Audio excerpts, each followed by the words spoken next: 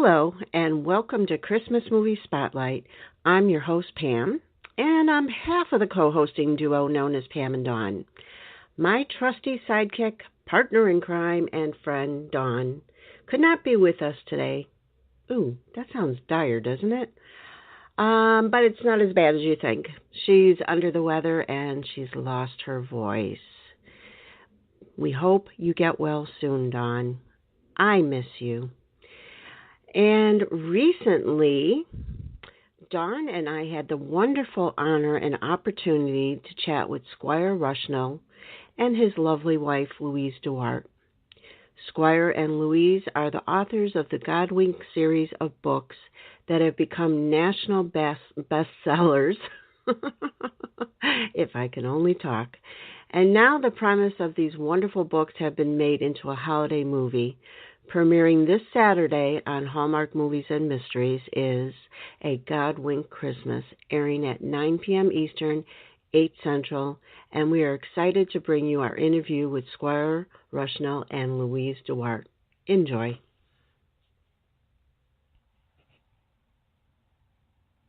Thank you so much, both SQuire and Louise, for calling in. We really appreciate it, and we're very excited to speak with you today. Oh, thank you. We feel the same way. Yes, we're delighted. Thank you. Now, would you share with us and our listeners how the Godwink book series started and what they're about? Well, the Godwink books really started when I was at ABC. I was an executive at ABC for 20 years, and I was always curious about so-called coincidences, thinking that there must be more to coincidence than meets the eye. I would stand in the back of the control room at Good Morning America and hear a reporter starting a story, ironically today, and I'd always wonder, I wonder if this is one of those coincidences. And I happened to be doing some speeches in anywhere they would allow me to speak, and I was at a little church across the road from my hero's farm, Dr. Norman Vincent Peale, who wrote The Power of Positive Thinking. They had invited me to speak, and so I had a talk that was, is there a grand? What was the name of that? I don't remember the name of it now. Okay, but anyway, I was raising the question as to whether or not it was a coincidence that that God had a grand plan for our lives, and I just raised that question with people, and they led me to understanding that there was a lot more to coincidence than they thought. And so that led to the writing of the first book, When God Winks, which came out just before 9/11. And there are 11 books now in the marketplace, with the release of the most recent one just last week, Godwink Christmas Stories. Well, your books are, gosh, they're just amazing. And congratulations to you on all the success you've had. But they're based on real life Godwinks that people have experienced. And can you share one or two Godwink stories that have really stood out and impacted you? Yes. A Godwink. I should preface this by saying a Godwink really is a new word in the language now that fills the vacancy for those coincidences that aren't coincidence, and so collecting these Godwink stories has now become what we do, and writing about other people's Godwinks. So I think an easy story for us to tell is the one of Diane Lane, the actor. And Godwinks happen at all times in our lives, but I think they become heightened at times of sorrow in our lives. And Diane Lane was sitting in the back of a car, a black limo service that was driving her to Charlie Rose's studio in New York, and she was looking forlornly out the window at all of those yellow cabs that were darting this way and that. And it took it back to her childhood when her dad was a cab driver, cab number 6F99. She could always remember that because as a child, she would stand on the edge of the curb looking into that sea of yellow after school, and pretty soon her dad's cab would arrive like a chariot for a princess, and he would open the door and say, "Where to, princess?" But at this moment, as she sat looking through that back window on the way to the Charlie Rose studio, she was feeling such sorrow because her dad had recently passed away. He had raised her, and they used to watch Charlie Rose while they had dinner at night, and Charlie Rose was her favorite, was the show, and so she thought, "Oh, how I wish he could be here with me." At that moment, the black car she was in pulled to the curb at the studio, and she started to step out. And then she had an amazing Godwink. Pulling in right in front of the black car she got out of was cab number 6F99. What are the astronomical odds in a city with all those cabs, 15,000 cabs, that cab that used to be her dad's medallion would be at that exact spot, at that exact moment, to be a spirit lifter for her, a faith builder for her. And that was an amazing Godwink. Oh, my gosh. Yes, it was. That gives me chills just to hear you tell that. Right? Mm-hmm. That is unbelievable. Well, if you don't mind sharing, what was your transformational moment that made you realize there was something greater at work in your life? Well, I think there were certainly transformational moments when I came to that word Godwink, and that was the moment when I looked back and I saw that a book that I had read about two presidents who had more to do with the signing of the Declaration of Independence than any other, John Adams and Thomas Jefferson, that they both died on the same day, July 4th. Wow. And it wasn't just any July 4th. It was the 50th anniversary of the signing of the Declaration of Independence. And it just really shook me to the timbers to realize that this divinely aligned experience took place, that this amazing Godwink took place, that they both died and on the same day, and it was the most important day of their lives and the most important anniversary of their lives, both men. But the one transformational moment for me was when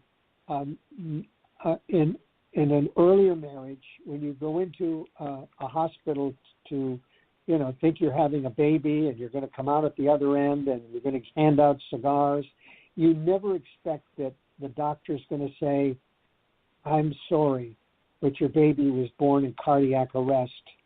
If he lives, he will be severely brain damaged for the rest of his life." That is what happened to me. And I was looking at this little infant at the Lenox Hill Hospital neonatal clinic, and it was about 5:45 in the morning on the second day of his life, and the doctors had already said they didn't think he would live. And I had pledged that I would pray around the clock for my little boy to live, that I would just not cease praying for him to live. And at that moment, I had been already looking at the 18 different tubes coming out of his body and the machine that was regulating his breathing, and it was telling me that the machine was breathing 95% and he was breathing 5% on his own. But all of a sudden his body started to shake. I called the nurse over and she said, "Oh my gosh, he's having a seizure." She ran to get a doctor. And then there was a transparent tube that was coming out of his mouth and I guess going down to his lungs. and there was a dark substance that was going through that tube.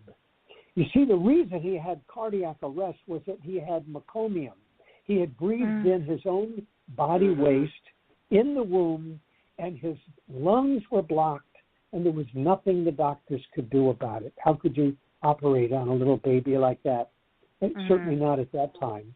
But what I was looking at was a seizure that was causing the lungs to become cleaned out, because the seizure was casting off what was in his lungs, and it was going through that transparent tube. And the scientific evidence of that was that the machine was now showing that he was breathing 10% on his own, then 15% on his own, and by the time he was 48 hours old, he was breathing 50-50 on his own. Oh, wow. And they all called him the miracle baby of the hospital.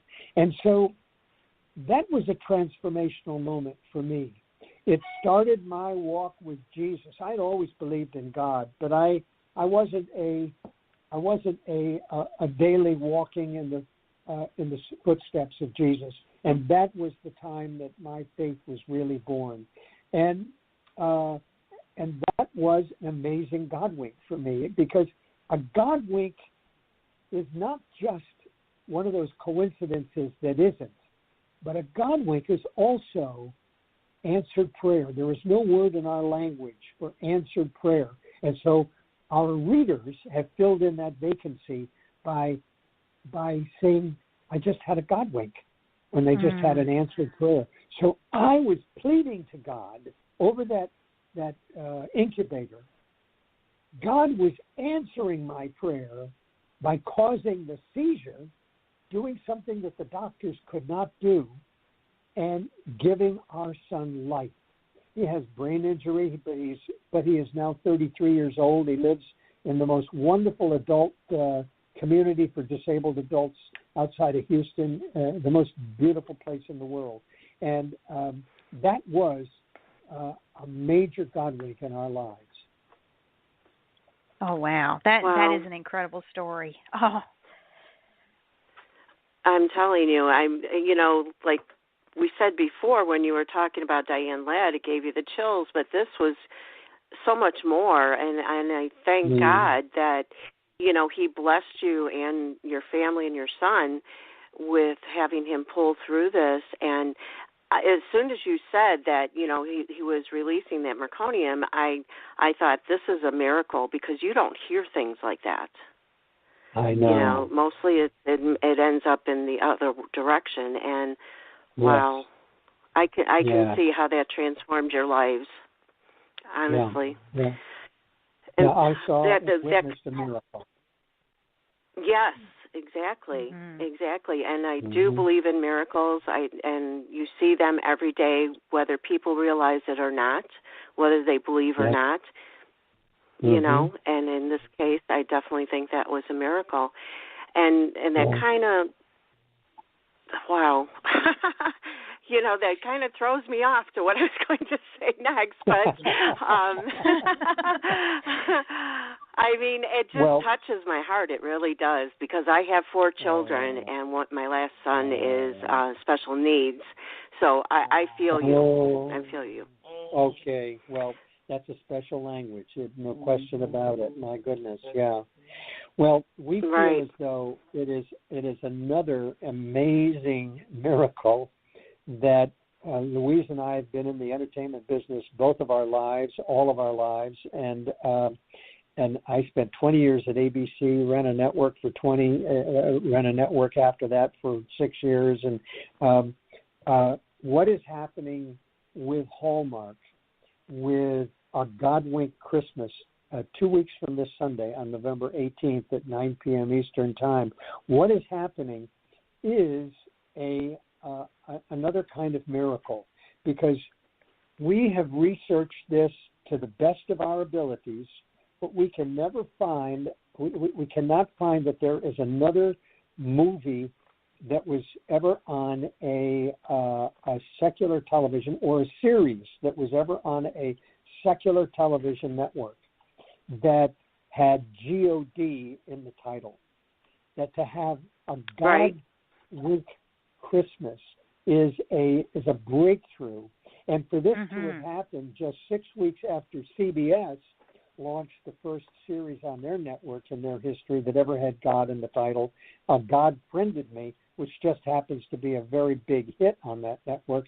I think that this is a time that God is allowing himself to become evident in the American television networks.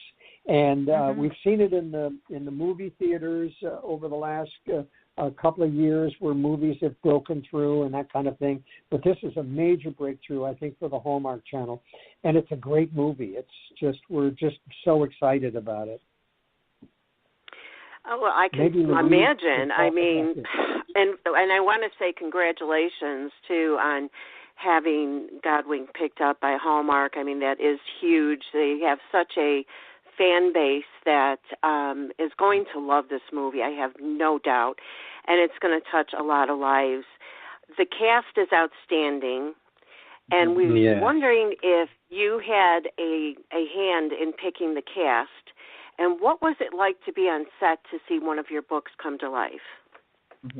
Well, we had a hand in Kathy Lee being in the cast 40 years, and so we kind of threw the rope over the wall to her to drag her into whatever we were working on, and it was a long birthing process and so forth. So we had a hand in that, and then the casting of all the Canadian actors really took place with our production company that knew the actors much better than we did. Of course, we saw the recommendations and we signed off on them. Kimberley Sustad and Paul Campbell. We didn't know that they were as good as they were. I mean, we thought they were good, but we didn't know that they were really good. And nobody knew whether or not Kathy Lee could act. Because in any movies that she has been cast in, they usually cast her as a talk show host. And so this was really a wonderful opportunity for her to get her teeth into the role of Paula's aunt, who is Paula, played by Kimberley Sustad. And so everybody's really was really pleasantly surprised to find that Kathy Lee was such a strong performer. Yeah, just seeing the previews and seeing what, she is going to be bringing to the movie. Pam and I have been talking about this movie, and we're so with you on the fact that we're so excited that there is a movie that has made it onto national mainstream television with God in the title. And I mean, that is that's one of those things that there's no explanation for it. Only you can say only God, But one thing I was curious about, as the author of the Godwink series, in what ways has the movie personally impacted you and inspired you? Well, I think that the whole Godwink journey for Louise and myself is an awakening every day of the presence of God and the divine alignment of all of this. We feel as though we are just ambassadors. I think that when Louise has now written 4 of the 11 books with me, and she is my spiritual guide, and she's been a much better student of the Bible through the years than I've been, and so when we start writing the books, we start. She usually takes the parts where, what does this mean to you spiritually? How does this grow your faith, and how does this story make a difference in your life, and that kind of thing? And I'm the storyteller. But as we went on the set for this movie, we were just so delighted, because it was an absolutely wonderful experience. We brought 100 hats that say Godwink'S on it for the crew of 100, and we were just taken with the fact that they fell in love with Godwink'S. It was really within 2 days that we had at least a half a dozen people say to us, there's something different about this movie. These are people who have done hundreds and hundreds of Hallmark movies. They do 70 movies, 70 movies last year, 75 movies last year, going to do 100 this year. Was it 90 last year, I think. Anyway, they do lots of movies up there, and so, but they all perceived that there was something different about this movie. And it wasn't even, they didn't know the title of it, because the title, we hadn't won that lobbying to change the title to A Godwink-Christmas until 2 days before the shooting started. So on the clapboard, it was still called A Christmas Carousel. And so the people in the crew were not reacting to the fact that it was a Godwink. They didn't know what a Godwink was, but they soon started understanding what it was, and so they became a kind of a faith family that came along aside everyone in doing this film together. So I just think that it ended up on the screen, and even Kimberley Sustad, she has a very strong faith, but she felt as though she had always had to keep it under a bushel basket, that she had to kind of hide it. So for her to be able to openly talk about her faith on that set, and to be able to pray for a makeup girl who's had been told that she was terminally ill with cancer, and to be able to gather others around those folks, it just was a spiritual experience. It was really quite wonderful. Oh, that's amazing. Yeah, it sounds like it's affected so many people, and that kind of takes me to my next question. I mean, it's affected you, it's affected the actors and such, but what would you like the audience to take away from the movie after watching it on Hallmark Movies and Mysteries? Well, when we came up to scene number 85 in the script, I told anybody standing still, and that included Kathy Lee and Kimberley, who were in the scene, and included Michael Robison, our director, our producers, every grip, every cameraman, everybody else that I could talk to about it. I told them that scene number 85 was the most important scene in the movie, because that scene I knew was the one that they would pull from for the promos, for the movie clips, that we would take a clip and we'd run them in churches. That was the scene where Kathy Lee is explaining to her niece in the film what a Godwink was, and that she had just experienced a Godwink, and the revelation by Kimberley that that her mother had talked about Godwinks, and that she was kind of putting the pieces together. And I think that scene will be the one that will resonate with everybody. It's kind of like in Duck Dynasty. The thing that resonated with the believers in the audience was when they all sat around at the end of the episode and said grace. But I think in this film, scene number 85, when Kathy Lee is explaining a Godwink, is the one that everybody's going to remember.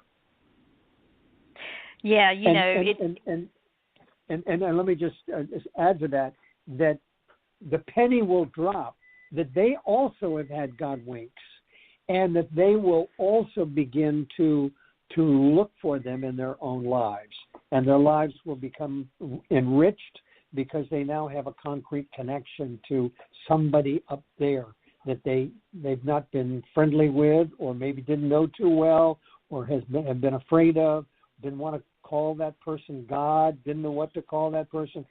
I think it's going to open up it's going to be a faith builder for a lot of people. I also think that what we want people to understand is that we all get Godwinks, and we're all on at this wonderful divine GPS, God's positioning system, and He's always looking out for us. And there's a wonderful scripture in Proverbs 3:6 that says, "In all your ways acknowledge me, and I shall direct your paths." And when we start acknowledging God and looking for Him, and because He doesn't talk to us, most of us, in a voice we can hear, physical voice, but He speaks to us through these circumstances and through people and through these Godwinks. And so what we want people to understand is that you have Godwinks in your life too. God is always there. He's always wanting to shower you with Godwinks, but you just have to ask and look for Him, that you are, out of 7 billion people on the planet, it's a person-to-person call just for you on His God's positioning system. Yeah. Oh, that's so beautifully put. And one thing I wanted to add about that was, when I realized that Kathy Lee Gifford had been cast for the movie, and knowing that, she recently lost her husband Frank a couple years ago, just seeing her resilience through that and her open, public profession of faith, and seeing her being cast in this movie, I just felt like it was a perfect culmination for this story that was going to be told. And that kind of brings me to my next question is, you refer to Godwinks as signs of hope. And do you think that God gives us Godwinks to help teach us and prepare us for the next step in our individual life journeys? Yes, I think so. I do think so. I think that once you see Godwinks in your life, you train your eyes to see them. You then have the eyes to see things that you never saw before. They would just go whizzing on by. And but I do believe that God prepares us for every step we take. That Proverbs 3 that Louise was quoting, that acknowledge me in all thy ways, and I will direct thy steps. Basically what he's saying, what a Godwink is, that the underpinnings of a Godwink is that if you look for me and you acknowledge the ways in which I am communicating with you supernaturally every single day, then I will show myself more to you, and I will direct every step that you take. And I think that that's the underlying message in what we're doing. I'm feeling a little crunch for time here because I have to get to the post office before it closes today. So, and we're in the Eastern time zone. Most definitely. Oh, well, we will certainly go ahead. I'm sorry, Pam. Oh, I was going to say it's not a problem. We're just so happy that we were able to speak with you. If you wouldn't mind just sharing your website and social media info and where people can contact you to learn more, we'd really appreciate that. Yes. Well, the website is godwinks.com, and that will lead you to lots of information about Louise and myself and our ministries and other videos that we've done and that kind of thing.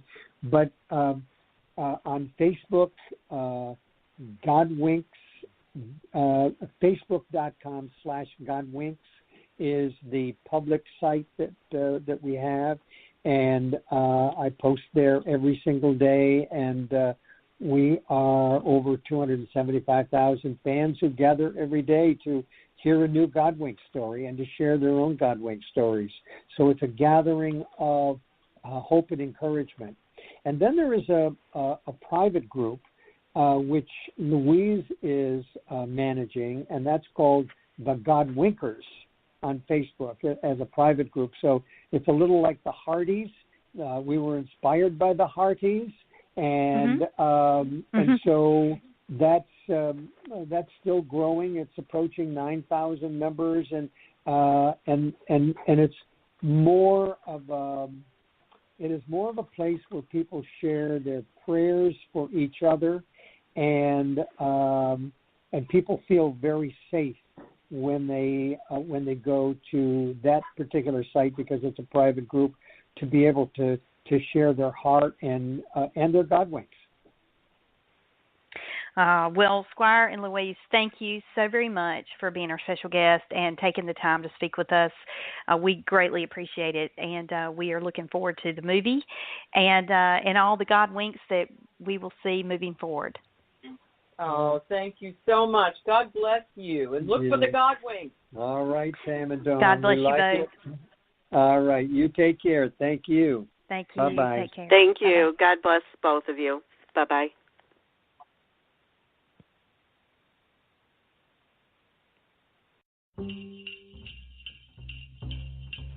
Hey guys, don't leave us yet. Be sure to follow us on Twitter at Christmas Movies. That's XMASMUVIES. And also like our Facebook page at Christmas MuVies Spotlight. Don't forget that's spelled MUVIES. And follow us on Instagram at Christmas MuVies Spotlight. And don't forget to check out our website, ChristmasMoviesSpotlight.com. That's movies with MUVIES. ChristmasMoviesSpotlight.com. Thanks for listening. See you next week.